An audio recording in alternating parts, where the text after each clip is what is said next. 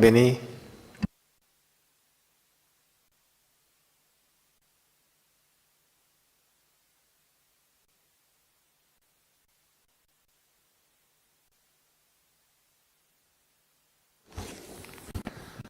Baik, terima kasih pimpinan Komisi 3, Pak Jaksa Agung,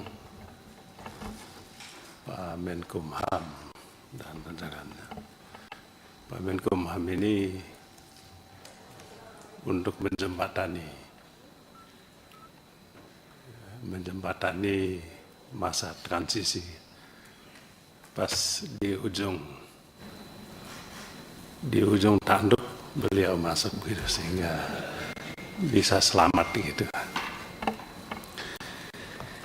Saya mulai dengan Pak Jaksa Agung. Sekali lagi saya menyampaikan apresiasi atas apa yang telah dilakukan oleh Jaksa Agung Pak Burhanuddin dalam 5 tahun belakangan ini, Pak. Mengapa saya memberikan apresiasi? Sebab saya bukan hampir 20 tahun di sini, di Komisi 3 ini. Pak Suding juga 20 tahun ya. Saya lebih lama lah ya. Maksud saya bukan untuk membanggakan saya lamanya, tapi saya ingin menceritakan bagaimana kinerja Kejaksaan Agung dari periode ke periode itu. Dari pantauan saya memang Pak Jaksa Agung ini pantas, kalau ada penghargaan paling tinggi di negara ini, Bapak pantas untuk mendapatkan. Dan untuk itu saya petani durian, durian Musangking. Kalau berbuah nanti dan sudah matang, saya akan hadiahin Bapak. Sekali lagi, hanya itu yang saya punya untuk Bapak. Mengapa saya sampaikan itu? Sebab luar biasa, dulu kita ini selalu membangga-banggakan KPK. Dan berulang kali kita sampaikan, cobalah Kejaksaan Agung ini tunjukkan giginya. Dan itu baru nampak ketika Bapak menjadi Jaksa Agung. Gigi itu mungkin sudah tumbuh sebelumnya, tapi ketika Bapak tajam sekali. Sebelumnya sempat tumpul. Jadi sebelumnya tempat tumpul ya. Antara 5 tahun sebelumnya tumpul ya. Ditumpulkan mungkin ya. Tuh. Tapi zaman Bapak luar biasa. Ada kasus-kasus yang tidak disentuh oleh era sebelumnya. Di zaman Bapak lakukan itu. Saya kasih contoh kasus timah. Timah itu kan berkali-kali tumbang terus. KPK tumbang. Jaksa Agung tumbang. Polisi apalagi. Tapi di zaman Bapak lakukan itu. Dan apa yang menjadi kecemasan kami pada saat itu adalah Bapak alami, Bapak dikepung. Dikepung. Dan yang mengepung Bapak itu aneh bagi saya. Polisi juga. Kan gitu, Pak. Bapak mestinya tampil ke publik, menjelaskan ini secara terbuka apa yang terjadi. sudah lama kasus timah ini ada backingnya. Dan Bapak sekali lagi luar biasa. Mampu itu, saya ingin belajar itu. Bapak mungkin satu waktu perlu ceritakan itu bagaimana Bapak sampai pada sikap punya keberanian luar biasa semacam itu. Walaupun memang ada pertanyaan, ada satu yang belum Bapak sentuh. Kami tunggu, mudah-mudahan sebelum tanggal 20 Oktober Bapak lakukan itu. Tiap malam saya pasang lilin keadilan. Lilin. Mudah-mudahan Bapak Jaksa Agung sehat dan tambah lagi sedikit keberaniannya untuk menyentuh yang satu itu. Itu yang kita tunggu. Pak Ansah juga pasang lilin keadilan, tapi dia nggak berani tadi menyampaikan. Pak Hinca Panjaitan sudah menulis buku tentang kasus timah Bangka Belitung ini. Pak Hinca. Dan akan diluncurkan nanti, saya bilang beliau kalau bisa diluncurkan, jangan periode ini, periode yang akan datang. Tapi kalau Anda berani, ya silakan, resiko tanggung sendiri. Jadi sekali lagi kami memberikan apresiasi, Pak. Memang akan menjadi masalah kalau target Bapak ini targetnya bukan kuantitas tapi kualitas, bukan banyaknya tetapi kualitasnya, mutunya. Jangan Bapak Jaksa Agung terjebak. Sayang Bapak MUI, mudah-mudahan saya berdoa Bapak tetap jadi Jaksa Agung. Sebab saya melihat, semua kasus korupsi yang Bapak Jaksa Agung tangani, maksudnya di jajaran Bapak ini satu tumpuk 10 meter tingginya di tempat saya pelajari itu. Memang ada satu dua yang bermasalah. Kasus perdata dipidanakan. Sengketa perdata antara dua perusahaan dipidanakan, dipidana korupsikan, padahal sebetulnya, tapi itu kesalahan, kekeliruan manusiawi, saya maklumi. Ya, tapi ada perbaikan yang luar biasa. Kemudian yang kedua, Pak, ini nanti berkaitan dengan anggaran 2025. Saya kemarin baca strategi pembangunan nasional Presiden terpilih Pak Prabowo, buku merah putih itu Pak Menkumham.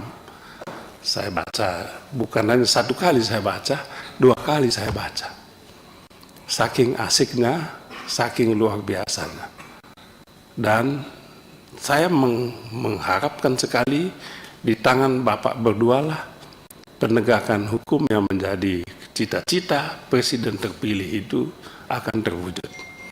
Jadi ada 7 strategi prioritas pembangunan nasional yang dia sampaikan, dan di butir yang ke-7 itu disebutkan soal reformasi politik, reformasi hukum, pemberantasan korupsi dan sebagainya.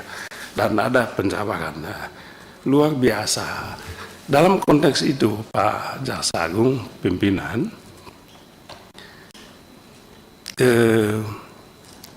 bagaimana nasib Pak jaksa-jaksa kita ini di daerah? Bapak punya ini luar biasa, tapi saya sungguh pesimis kalau agenda besar begini tidak ditopang oleh kapasitas SDM, sarana prasarana di lapangan. Saya menyaksikan sendiri bagaimana jaksa di lapangan itu naik ojek.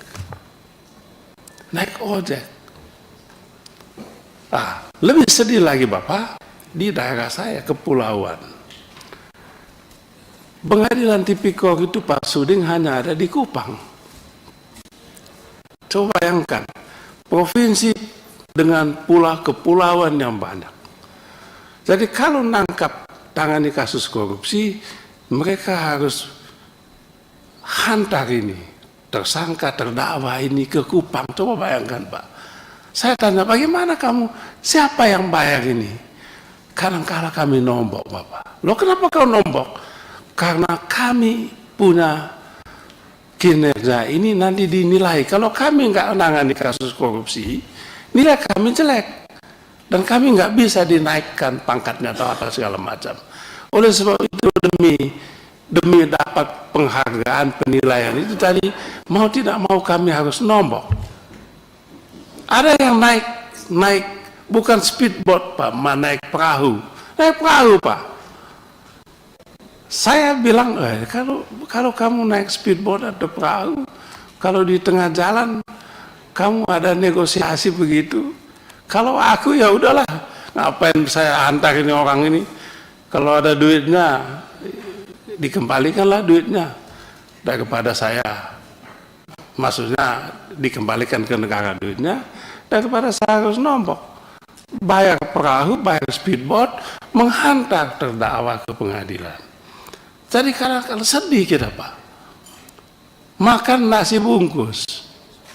Loh, apa penghargaan kita terhadap negara hukum, terhadap jaksa yang bekerja di daerah?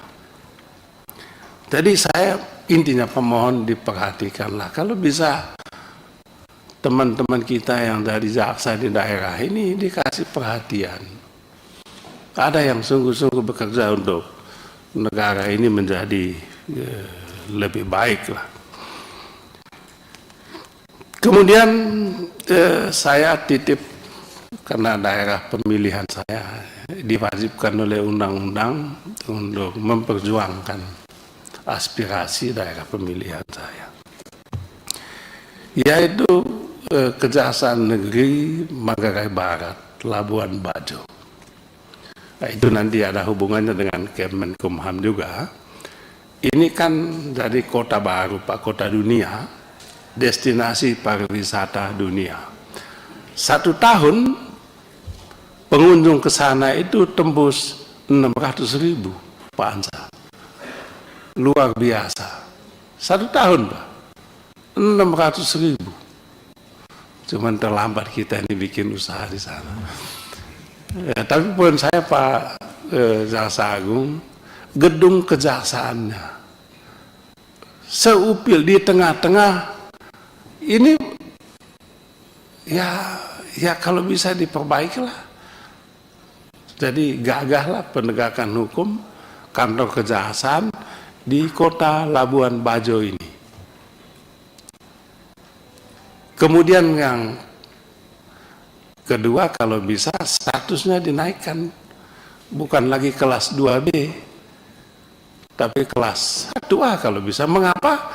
Sebab kepala kejaksaannya, kalau Jaksa Agung ke sana disambut oleh kepala kejaksaan, bukan oleh kepala kejaksaan tinggi. Saya rasa perlu juga mungkin simbol penegakan hukum untuk, karena dia akan dilihat oleh banyak pengunjung dari mancanegara juga. Sama juga dengan yang terakhir Pak Jaksa Agung, saya terganggu sekali dengan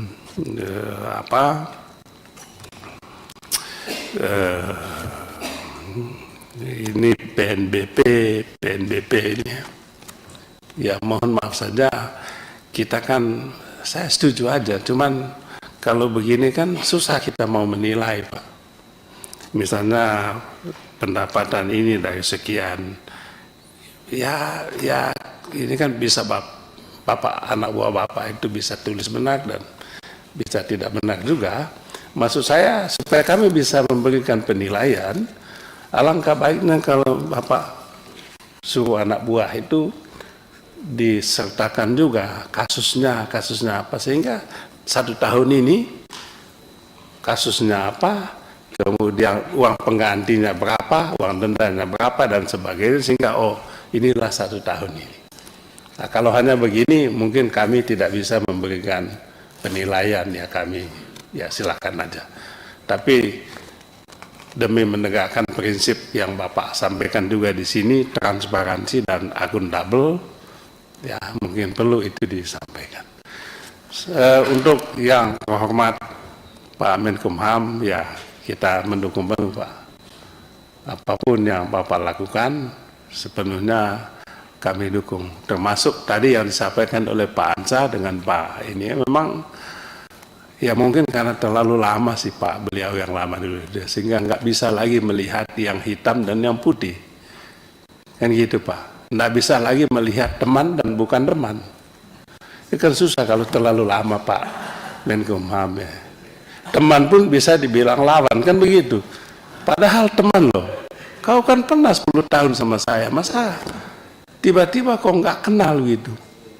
Tapi ternyata setelah saya cek, beliau punya mata itu memang rusak. Nggak bisa lihat lagi teman Pak Suling. Ya, rusak. Lalu pakai kacamata hitam ya tambah. Jadi itu saja. Jadi silakan Pak Menkumham. Kami mendukung sepenuhnya. Terima kasih banyak. Terima kasih. Terima kasih. Ya, Pak Inca.